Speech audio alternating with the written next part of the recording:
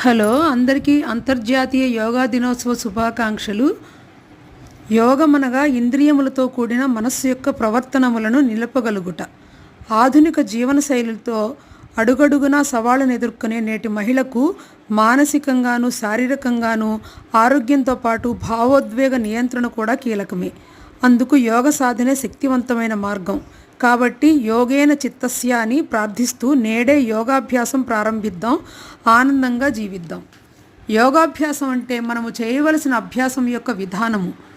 యోగ జీవితం అంటే దానివల్ల వచ్చిన మార్పు, అది మన దినచర్య మీద ప్రతిబింబించటం.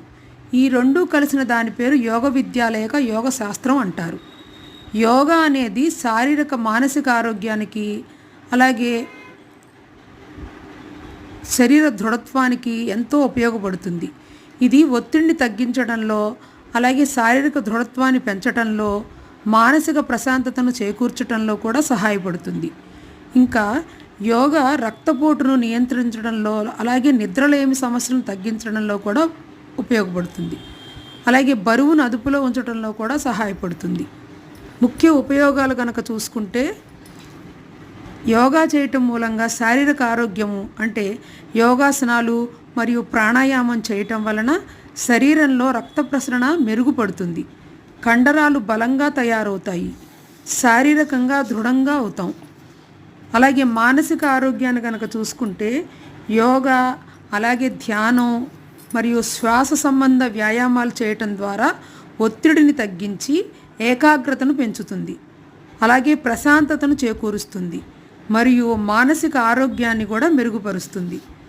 అలాగే బరువు విషయానికి వస్తే యోగా చేయటం వలన క్యాలరీలు ఖర్చు అవుతాయి మరియు బరువు నియంత్రణలో ఉంటుంది. నడుము భాగంలో ఉన్న కొవ్వు కూడా తగ్గుతుంది. గుండె సంబంధిత సమస్యల నుండి కోలుకోవడానికి కూడా యోగా సహాయపడుతుంది. ఇతర ప్రయోజనాలు కనుక తీసుకుంటే యోగా చర్మ ఆరోగ్యాన్ని మెరుగుపరుస్తుంది. అలాగే మన జీర్ణక్రియను కూడా మెరుగుపరుస్తుంది మరియు నొప్పులన్నీ తగ్గిస్తుంది. ఈ తరం మహిళలు గంటల తరబడి కూర్చునే ఉద్యోగాలు చేస్తున్నారు. కనీసం శారీరక శ్రమ లేక అనారోగ్యాల పాలవుతున్నారు.